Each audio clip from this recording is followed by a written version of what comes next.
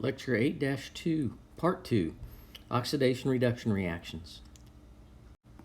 Oxidation-reduction reactions are also known as redox reactions or electron transfer reactions.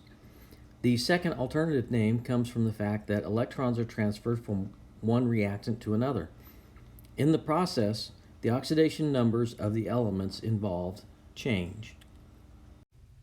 Redox reactions can be broken down into two half reactions.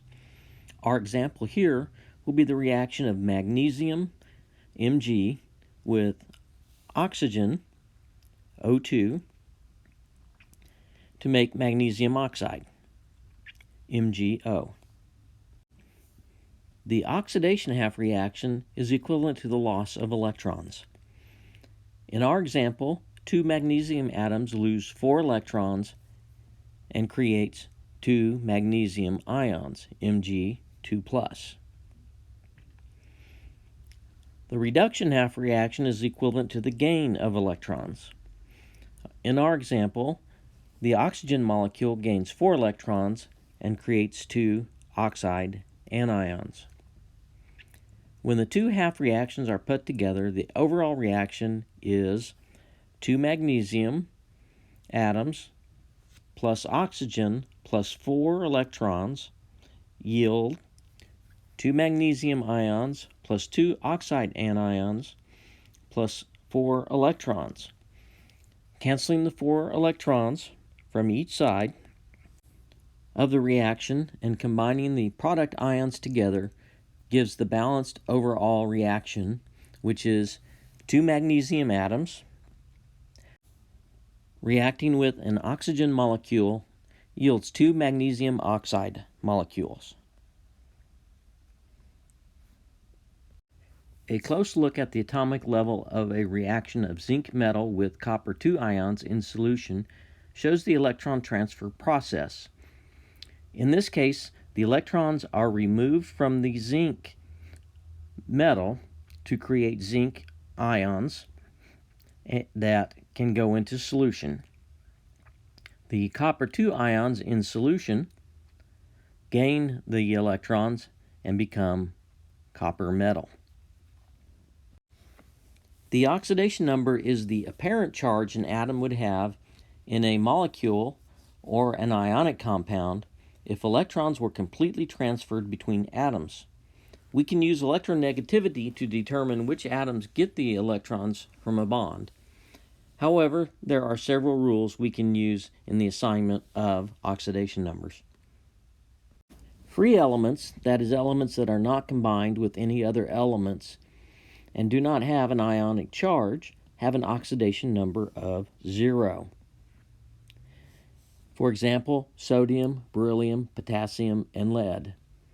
It also includes the polyatomic elements such as hydrogen, oxygen, and phosphorus.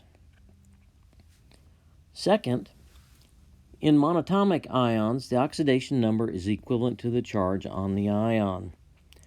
For example, lithium ion has a charge of 1, and the oxidation number is also 1. Third, the type 1 cations from nomenclature also have predetermined charges when they are in compounds. Thus, type 1 cations have predetermined oxidation numbers when they are in compounds. Group 1 metals have an oxidation number of +1. Group 2 metals, except beryllium, have an oxidation number of +2. Aluminum, scandium, and yttrium all have an oxidation number of +3. Zirconium has an oxidation number of +4. Silver has an oxidation number of +1. Finally, zinc and cadmium have an oxidation number of +2. Fourth, fluorine, having the highest electronegativity, has an oxidation number of -1 when present in a compound. Fifth, the oxidation of hydrogen is usually +1, except when it is bonded to a metal in a compound, particularly in binary compounds such as sodium hydride. In such a case, the oxidation number of hydrogen is -1, and such compounds are termed hydrides. Sixth, the oxidation number of oxygen is usually -2. However, oxygen has 3 other oxidation numbers. In peroxides, O2 2-, the oxidation number is -1. In superoxides, O2 1-, the oxidation number is -1/2. And in OF2, the oxidation number of oxygen is +2. These last 2 oxidation numbers for oxygen are rare. Seventh, the sum of the oxidation numbers of all the atoms in a molecule must equal 0, and the sum of the oxidation numbers for atoms in an ion must equal the overall charge on the ion. For example, the oxidation numbers in the phosphate ion, PO4 3-, must sum to the overall charge of -3. Determining oxidation numbers. The first compound is carbonic acid, H2CO3, a neutral compound. Thus, the sum of the oxidation numbers must equal 0. Each oxygen has an oxidation number of -2 since this is not a peroxide. The oxidation of each hydrogen is +1 since hydrogen is not bound to a metal. The oxidation number of the carbon must be calculated. So the calculation is 2 times +1 for the hydrogen plus the oxidation number of carbon plus 3 times -2 for the oxygens equals 0. After doing the algebra, the oxidation number of carbon is determined to be +4.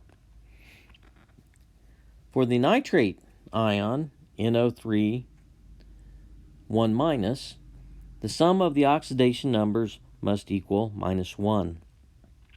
So the calculation is the oxidation number of nitrogen plus 3 times -2 for the oxygens equals -1. After doing the algebra, the oxidation number of nitrogen is determined to be +5. Oxidation number calculations. In iodine heptafluoride, each fluorine is known to have an oxidation number of -1 for a total of -7. Thus, the iodine must have an oxidation number of +7. In sodium iodate, the sodium is +1, and each oxygen is -2. With 1 sodium and 3 oxygens, the oxidation number of the iodine here must be +5. In potassium dichromate, each potassium is +1, and each oxygen is -2.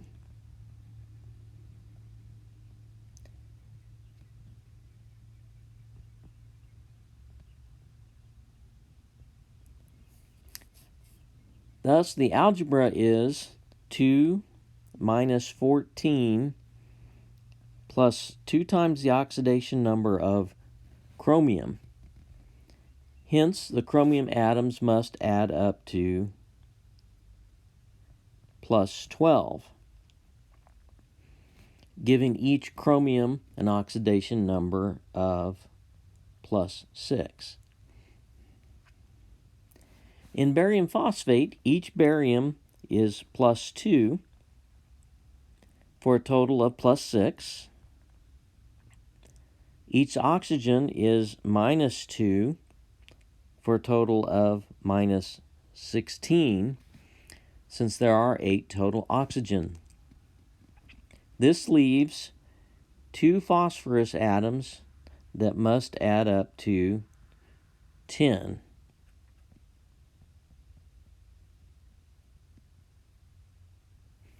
Thus, the oxidation number of the phosphorus is plus 5. Ammonium nitrate is more complex because each nitrogen is in a different ion. Thus, the calculation for each nitrogen must be done separately.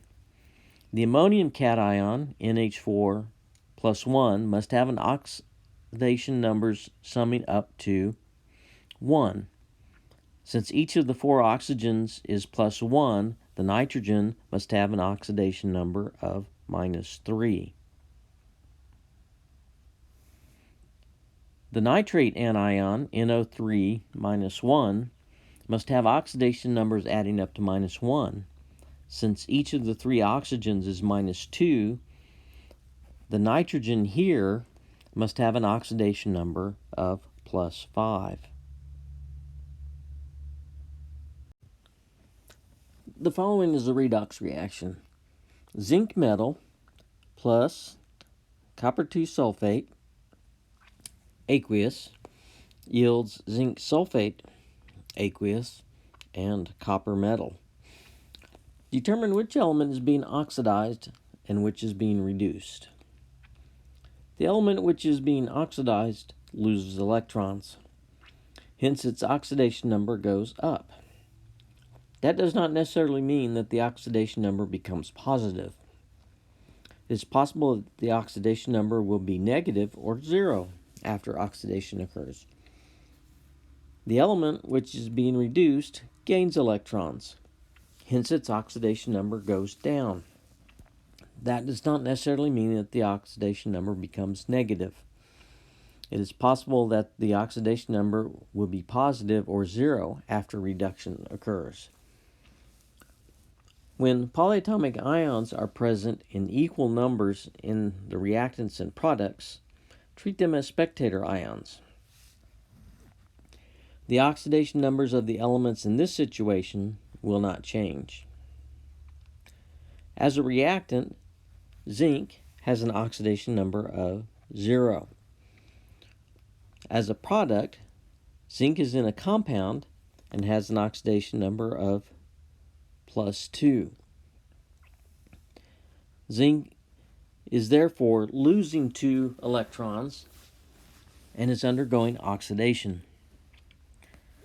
Copper, as a reactant, is in solution and has an oxidation number of plus 2.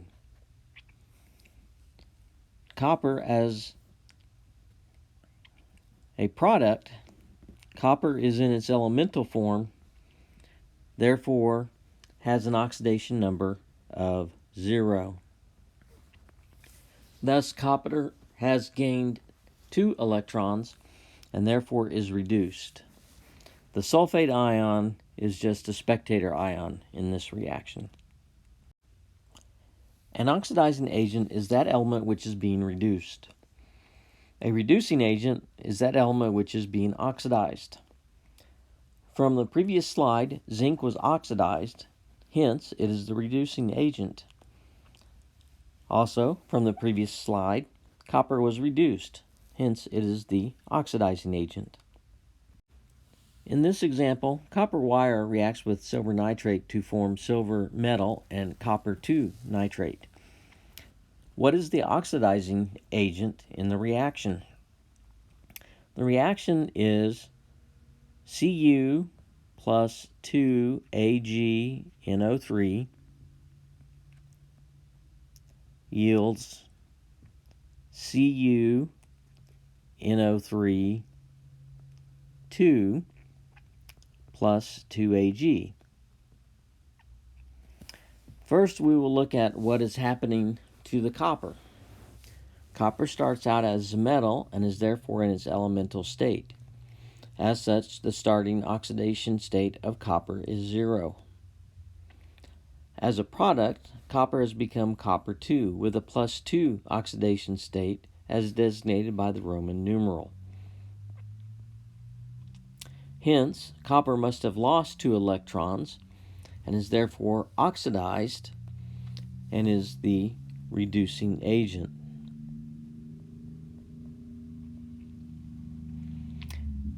As a reactant, the silver in silver nitrate has an oxidation state of +1. We know this from the rules and because this is a type 1 cation. As a product, silver metal is in its elemental state and has an oxidation number of 0. Thus, silver has been reduced by gaining 1 electron. Thus, silver is the oxidizing agent. Note that the nitrate is a spectator ion and is neither oxidized nor reduced. Types of redox reactions. In the single displacement reaction, one element that is a reactant exchanges places with another element that is a product.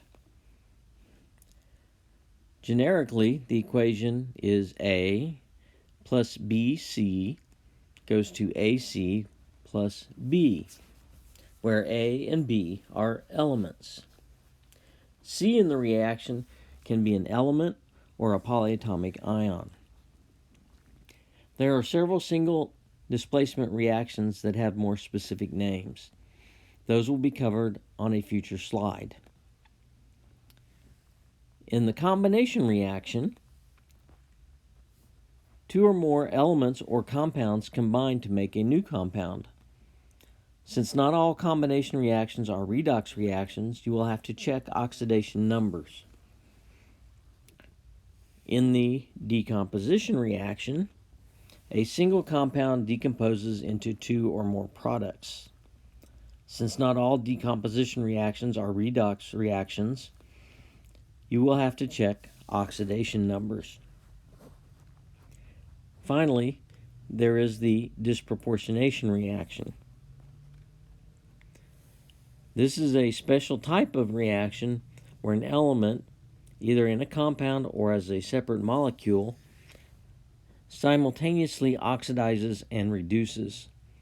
In this case, the element will appear in 2 different products with 2 different oxidation numbers. Single displacement reactions. Here we will cover 3 specific types of single displacement reactions. First, the hydrogen displacement reaction occurs when a metal reacts with either water or acid to produce a salt and hydrogen gas. The key characteristic of the hydrogen displacement reaction is the formation of hydrogen gas as a product. Second, the metal displacement reaction occurs when one metal is exchanged for another metal in a compound. In this reaction, titanium 4 chloride reacts with magnesium to produce titanium and magnesium chloride. The key here is that there is one metal in its elemental state on the reactant side and a different metal in its elemental state on the product side of the reaction. Later we will use an activity series to determine the order in which the metals replace each other in a metal displacement reaction. Third, the halogen displacement reaction occurs when one halogen replaces another halogen in a reaction. These reactions have a specific reactivity. The halogen that is lower on the periodic table will always be a product. That is, the lower hydrogen will always be oxidized. In the example reaction, bromine is lower on the periodic table, so the reaction is chlorine reacting with potassium bromide to form potassium chloride and bromine. The chlorine is reduced and the bromine is oxidized.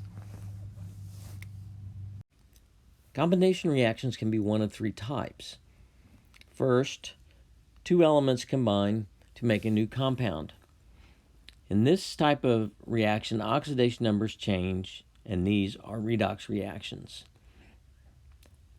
In the example reaction, sulfur plus oxygen makes sulfur dioxide. Sulfur is oxidized from an oxidation state of 0 to an oxidation state of +4. Oxygen is reduced from an oxidation state of 0 to an oxidation state of -2. Second, an element and a compound can react to form a new compound. In the example reaction, potassium chloride reacts with oxygen to form potassium chlorate. Chlorine is oxidized from an oxidation state of -1 to an oxidation state of +5. Oxygen is reduced from an oxidation state of 0 to an oxidation state of -2. Potassium does not change its oxidation state. Thus, this is a redox reaction. Last, a combination between two compounds does not usually result in the change of oxidation states. In this example, calcium oxide reacts with water to form calcium hydroxide. None of the elements change oxidation state, and this is not a redox reaction. Even though it is not shown on this slide, decomposition reactions come in three types like combination reactions. Each of the three types is a reverse reaction of a combination reaction. First, a single compound breaks down into its constituent elements as shown in the first example. In this example, water is broken down into hydrogen and oxygen. The oxidation number of hydrogen goes from +1 to 0, thus hydrogen is reduced. The oxidation number of oxygen goes from -2 to 0, thus oxygen is oxidized. Second, a single compound can break down into compounds and elements. For example, the second example in the combination reaction can be reversed to give potassium chlorate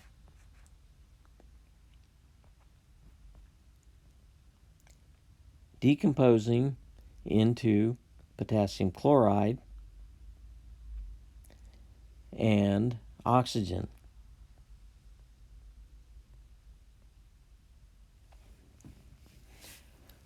The redox process is the opposite of that given on the previous slide. Finally, a decomposition reaction can occur without a change in oxidation numbers.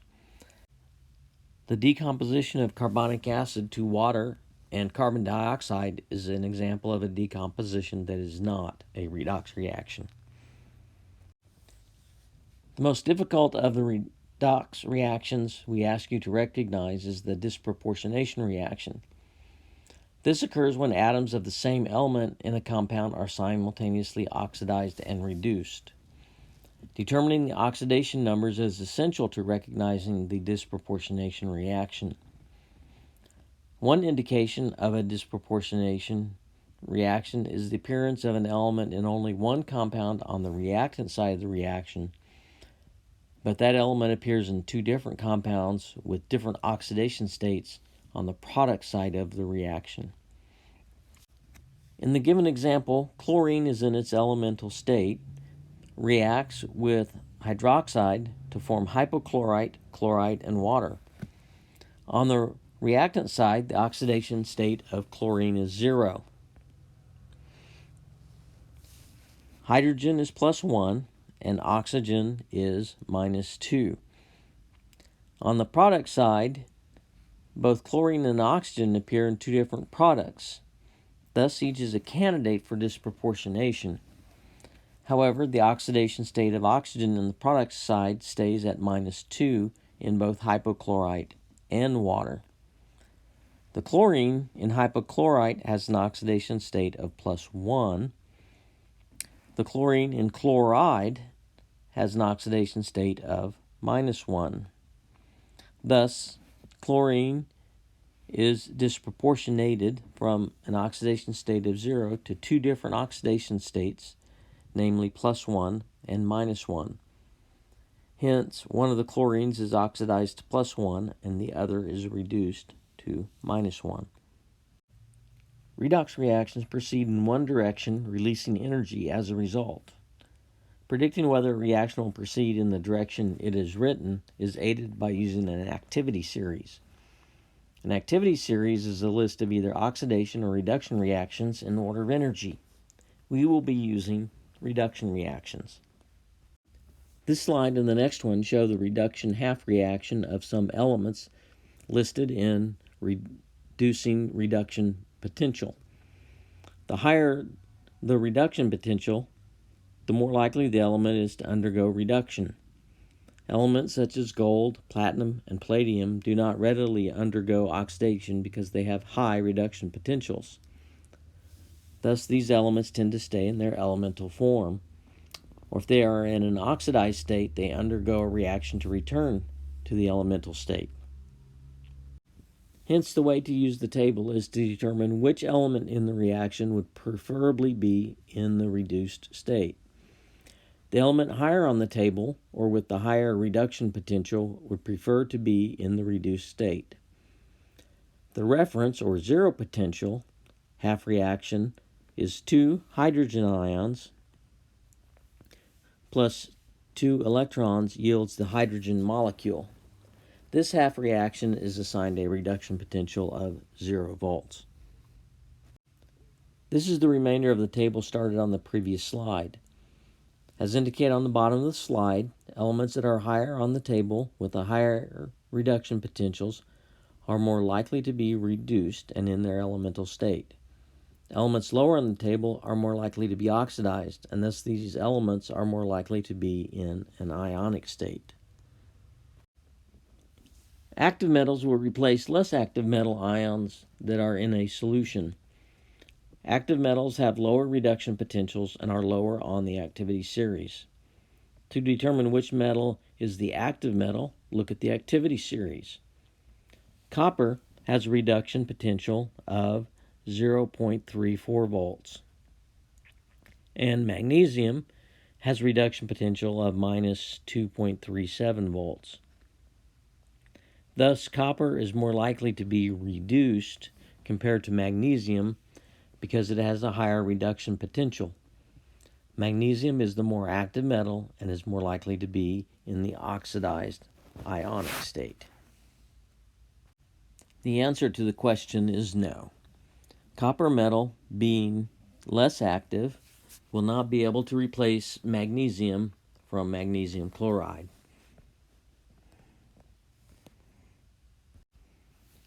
When copper metal is placed in a solution of silver nitrate, will a reaction occur?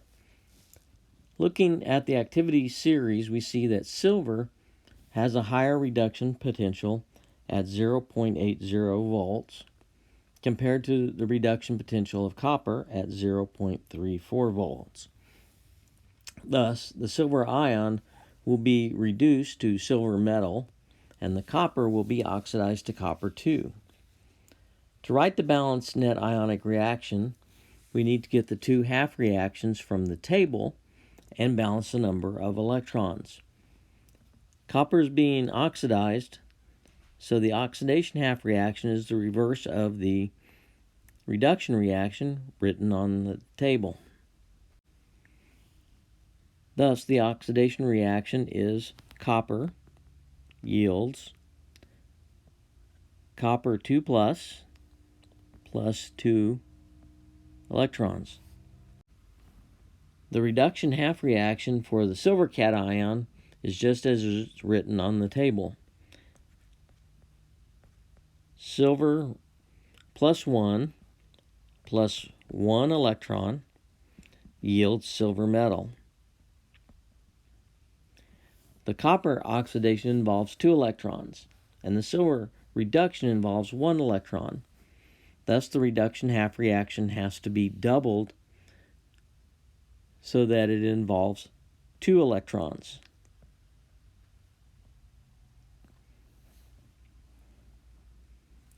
The reduction reaction becomes 2 silver ions plus 2 electrons yields 2 silver metal atoms.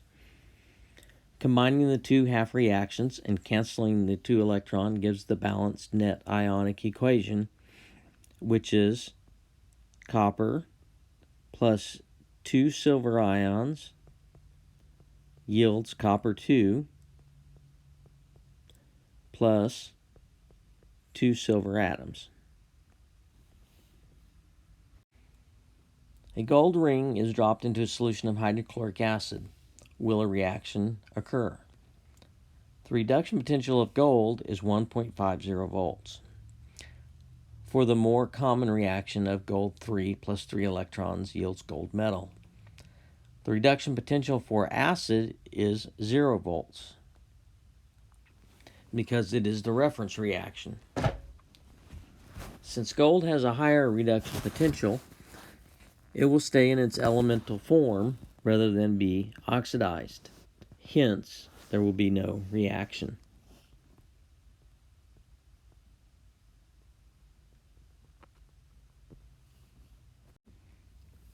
The key to balancing redox reactions is balancing the number of electrons in each half reaction. In the reaction of aluminum plus copper 2 yielding aluminum ion plus copper metal, there's a difference in charge on each side of the reaction, indicating that there is an imbalance of electrons in each half reaction. The aluminum half reaction must be aluminum yields aluminum ion plus 3 electrons. 3 electrons balance the plus 3 charge on the aluminum ion. For the reduction half reaction, copper plus 2 electrons yields copper metal. The 2 electrons balance the plus 2 charge on the copper 2 ion. To balance the reaction, the aluminum half reaction has to be multiplied by 2. The number of electrons transferred in the copper half reaction and the copper half reaction must be multiplied by 3.